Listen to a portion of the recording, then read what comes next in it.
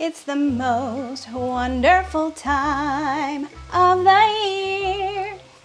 It is football season. And yes, I'm a Clemson fan, but I'm very aware that there are other teams playing as well, and that you're probably not pulling for Clemson. That's okay, we'll get into that later. But along with football season comes football food. Whether you're tailgating at a stadium or you're tailgating at home and having friends over like we are today, it is a great time of year to make some really yummy snacks. So that's what we're doing today. Hey y'all, I'm Mandy, and this is Mandy in the Making. It is Saturday. The Tigers will be playing in about an hour and 45 minutes. We have some friends coming over. They are bringing some food as well, but I'm making several things. One of which I made yesterday, and we'll go back in time and I'll show that to you. But right now I've started on my baked bean casserole. I have shared this recipe before on my channel, but it's been a very long time, so I thought I would share it again because it is worth resharing. Okay, so we've got 1.5 pounds of ground beef starting to brown. Now we need to add in 1 small onion that I've diced, as well as 1 green pepper that's been diced. So this is pretty much finished up. I need to drain the grease off, so I'll be right back. Okay, the drain has been greased off.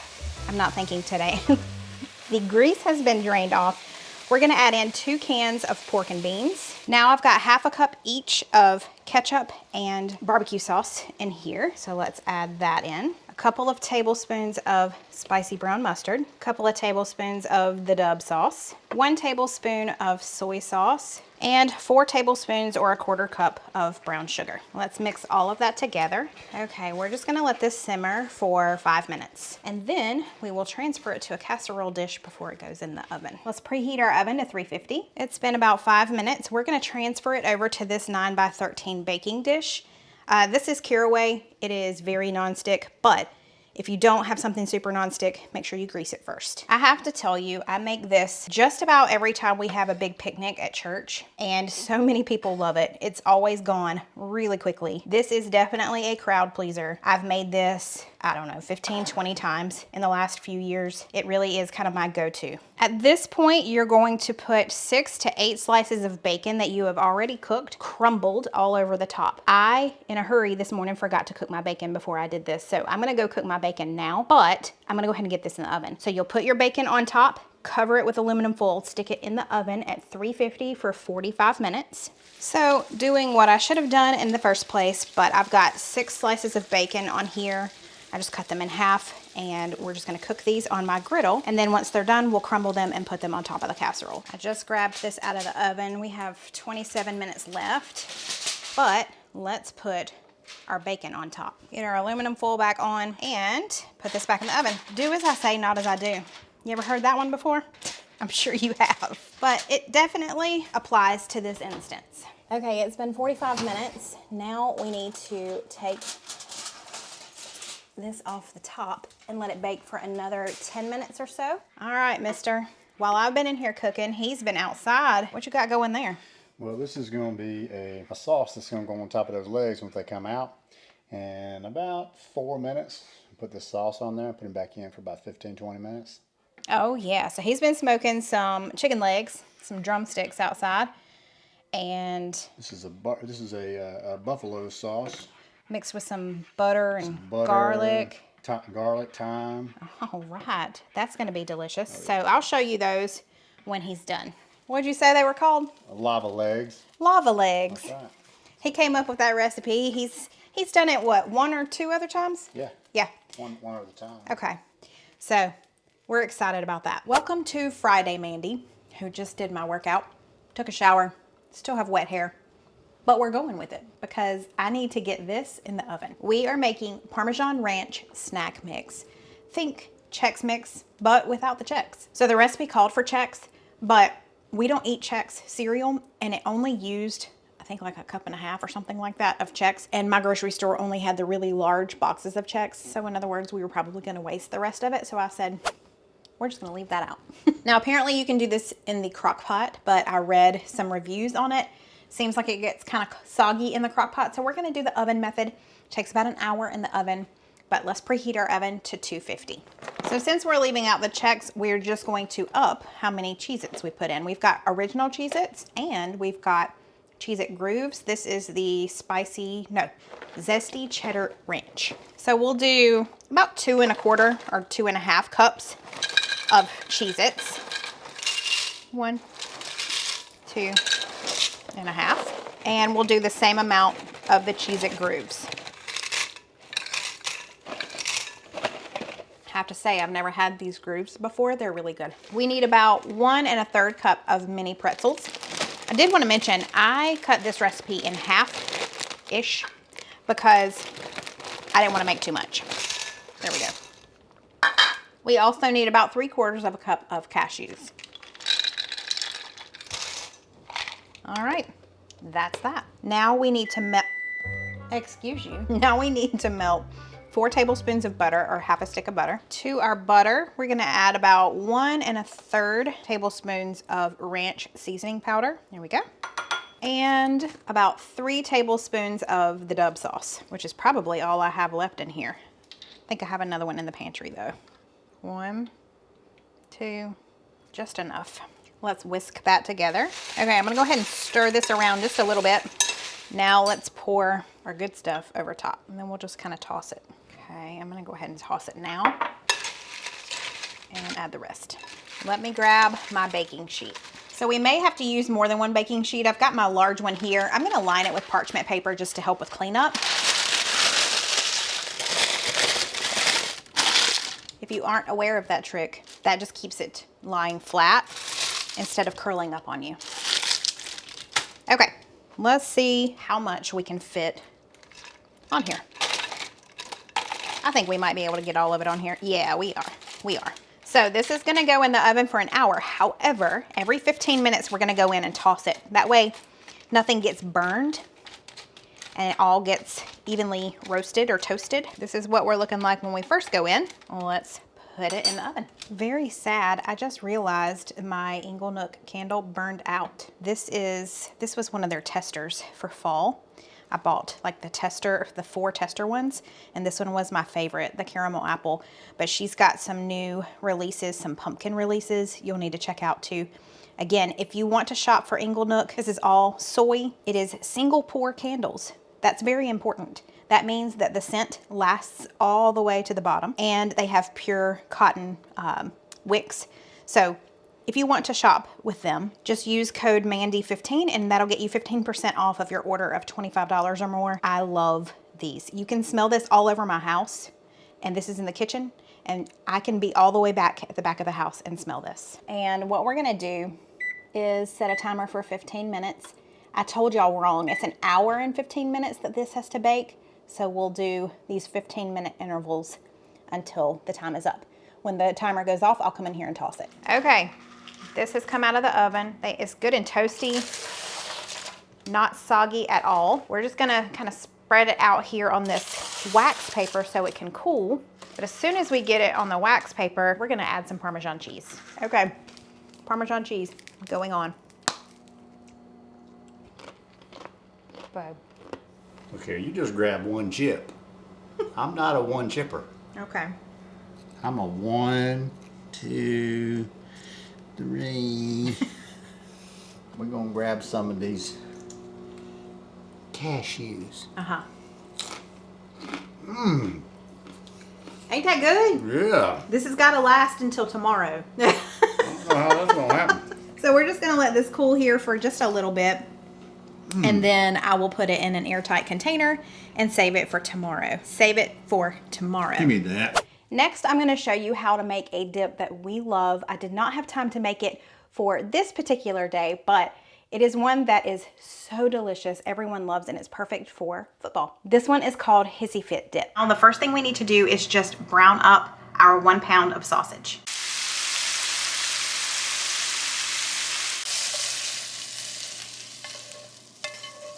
Now that we've finished our sausage and it is draining, I need 4 ounces of, how do you say this? I'm assuming it's Munster cheese. I want to say monster cheese, but I know that's not right. I've never had this. I'm excited to try it, but I need 4 ounces of this. Gracie said this is new cheese. She likes it. I didn't know if she would like it or not. Oh, there we go. So we've got our 4 ounces of that cheese, but we also need 8 ounces of Velveeta. You could either just cube it or you can shred it. So I'm gonna shred half of this block of Velveeta. Shredding Velveeta is not the easiest thing to do. It's so soft. So it's kind of like a mush, but that's okay. Doesn't really matter. This was a hot mess. Don't try to shred Velveeta with your shredder. Just cube it. Learn from my mistake. Moving on. Okay, I've got a large bowl here. We're just gonna mix everything together. We need 1 pound of sausage that's been browned and drained. We need 16 ounces of sour cream. Bless it. We need all of our cheese. We need 8 ounces of Velveeta that has been cubed or shredded. Don't attempt to shred. And 4 ounces of the Munster cheese, a teaspoon of onion powder, about a 1/4 teaspoon of garlic powder, a tablespoon of Worcestershire sauce, the Dub sauce, and a tablespoon of dried parsley flakes. That's it. Let's mix all of this together. This reminds me of a different sausage dip that we love. It's just sausage, cream cheese, and a can of Rotel. You have to let me know if you've ever tried that one. I went ahead and sprayed this with some olive oil spray. This is like a 9x9. It may be an 8x8, but we're gonna dump this in here. Okay, our brownies just came out of the oven, so this needs to go in at 350, which is what the oven is already set to. This is gonna go in for 30 to 40 minutes until it's bubbly. All right, try the dip. Really good. Yeah, let's go with the dip. Thank you for the scoops. Those are my fave. Yeah. Because you can get all that dip on there. Wow. Sausage, cheesiness going on, but there's some herbs or something in here. Parsley, very good. Yeah. I'm getting that for sure. I mean, this is like, it's reminiscent of the sausage dip you've done before with the cream cheese. Yes, I mentioned that. But like way better. No way. Oh man, that's way better than the cream cheese Rotel sausage dip. Okay. Oh, in my opinion, yes, hands down better. And then lastly today, my friend Jill brought over her chocolate chip cookies. They reminded me so much of my favorite recipe for chocolate chip cookies. I'm not a baker, but I can make chocolate chip cookies, and I'm gonna share with you my favorite recipe. They are so good. They're so soft and chewy. You've got to make these. I'm gonna grab my recipe for chocolate chip cookies.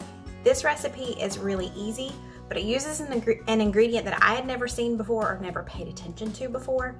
And it's really good, and these are the best chocolate chip cookies I've ever made. I'm gonna show you the ones that I've been making for several years now, and I love them. So let me grab the recipe. This recipe makes a good many. I think it makes close to 4 dozen, maybe not 4 dozen, 3 dozen maybe.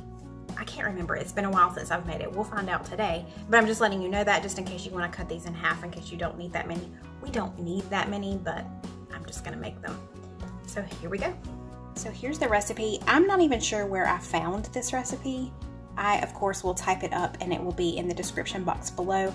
But the ingredient that I was talking about that I'd never really even seen before was this top one, the butter flavored Crisco. I'm gonna show you what that looks like. I only have one left, so I don't have the full thing. So when you go into the grocery store, you go to the oil and shortening section. These are in sticks like this, and you get, I think 4 of them come in a box of the butter flavored Crisco.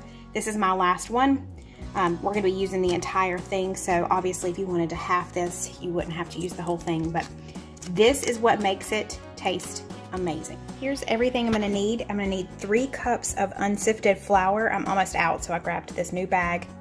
2 cups of semi-sweet chocolate chips. I wish I had a higher quality one and not just the Great Value, because that does make a difference. 3 eggs. I need a cup of the Crisco, the butter flavored Crisco. 1 cup of sugar, 1 cup of packed brown sugar. I need a teaspoon of baking soda, a teaspoon of salt, and a teaspoon of vanilla extract. Okay, so Steven came in here with me. I'm gonna get started on this. You do want to preheat your oven, but this works best if you make the batter and put it into the fridge and let it sit for like 30 minutes or so. It's gonna do better. So that's what we're gonna do. I'm not gonna preheat my oven quite yet. I'm gonna go ahead and put in this large bowl my 1 cup of butter flavored Crisco, my 1 cup of granulated sugar,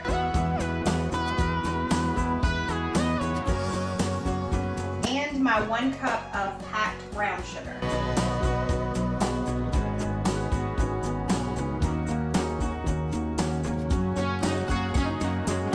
Okay, now I've got my hand mixer. This thing has been with me forever, since we got married. And I'm going to cream all of this together.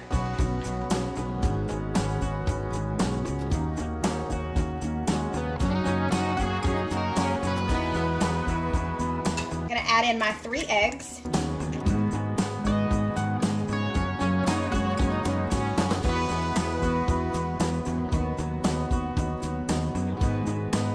A teaspoon of salt. A teaspoon of baking soda. And a teaspoon of vanilla extract.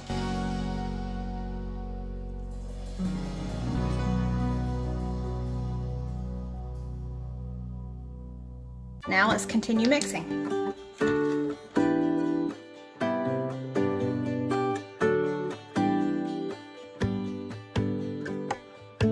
It calls for 3 cups of flour. I'm going to add these in gradually, 1 cup at a time.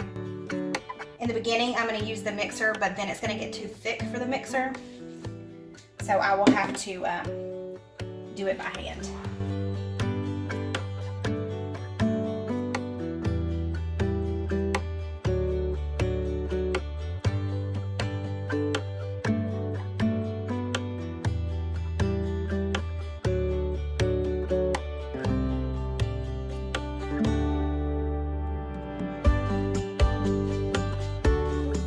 I just added all of this flour into this container now that it was empty. And a little trick I have for you is to have the expiration date on the back. I got these little label holders from the Dollar Tree. I have a lot of them. It's hard to find them there, but I know you can find them other places too. But I just slide in the expiration date. So the old one was June of this year, and this one is January of next year. So I'm going to change that out now.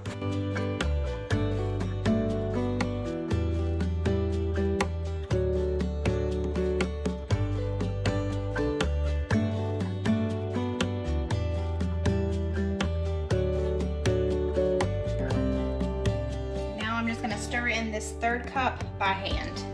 You said by hand, that's a spoon.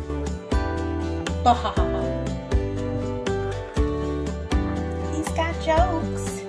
Now, why didn't you use the thing? Because it's too thick. Oh, okay. Yeah, it's way too thick. I had it on the highest speed last time and it was slowing down, so this 3rd cup makes it a little too thick for my little hand mixer. It's going to blow a fuse. Bless its heart. It's done woe out. It done woe out. It's been with us for 20 years. It's old. You know, like you. Oh. Gotta add the good stuff now. Now's the good stuff.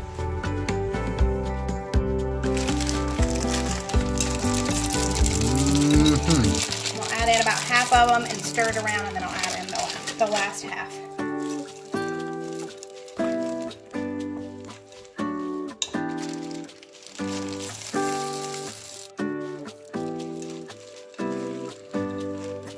Okay, I'm gonna put this in the fridge. I'm gonna cover it with saran wrap. Put it in the fridge for like 30 minutes and then we'll be back. So there is cling wrap and then there's press and seal wrap. I will choose this every single time. I don't even know why I still have this. I never use it. This stuff is so much better than the original like saran wrap, cling wrap stuff. It sticks a lot better. Now that our dough has been in the fridge for like 20-30 minutes, we are gonna put these onto a parchment paper lined cookie sheet. And I just recently got this scoop. I'm really excited about it. Let's see if it works.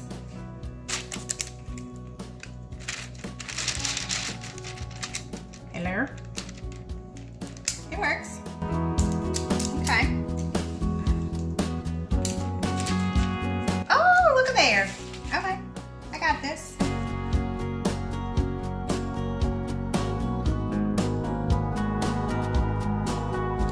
These are going into our oven. It's been preheated to 375. These are gonna go in for like 7 to 9 minutes. My first batch usually is more like 9 to 10 minutes, and then after that it's about 7 minutes.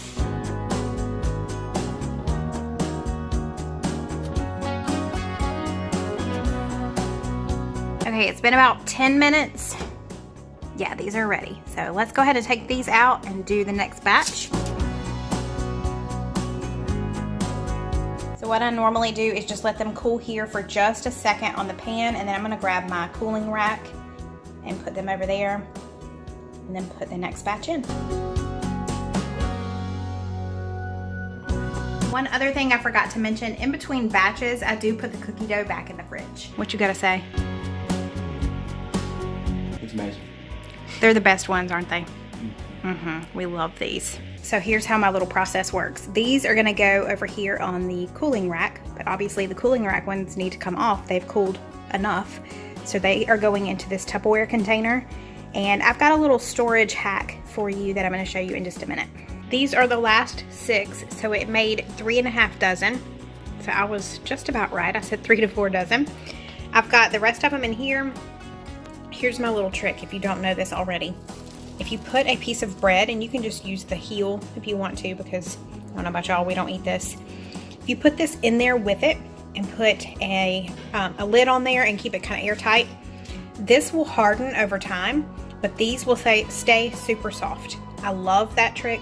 And then once your bread gets hard, you can just replace it with another piece of bread.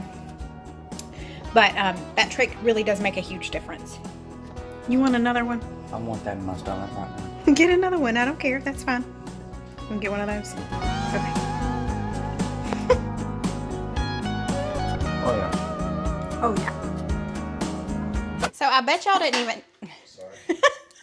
I bet y'all didn't know that I was gonna have a subby supper in here.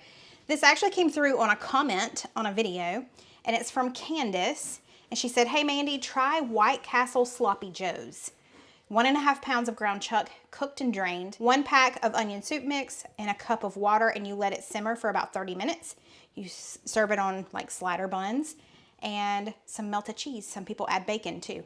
That sounded good. So we're gonna make that. Our friends are bringing over some chicken wings. Steven's got the chicken legs, but we'll also have this as well. So let's heat our skillet to about medium high. I had to run and go pick this up. We were out of frozen ground beef. So this is not quite 1.5 pounds, but it will do. And then I've got my onion soup mix, and we just need a cup of water as well. We're gonna get this going. This just came out of the oven. Y'all, it smells so good. It needs to sit for at least 10 minutes before you dig into it. I'm gonna put the aluminum foil back on because it is currently 11:30. The game starts at 12. Our guests are supposed to be here at about 10 till 12, so I don't want it to cool down too much. Okay, this is done. We're gonna add in our cup of water and our pack of onion soup mix. So let's mix that around, and we're just gonna let this simmer. Now, if I feel like I might come in with like a cornstarch slurry in a little bit, I just wanna kind of see how this does. I don't want it to be too watery, so we'll see. But I'm gonna let this simmer for the next 15-20 minutes before they come over, and then we will be able to serve it on our slider buns. So I added some provolone cheese just to go ahead and melt that down. I've got our slider buns here, and then I'll show you all of our food here in just a second.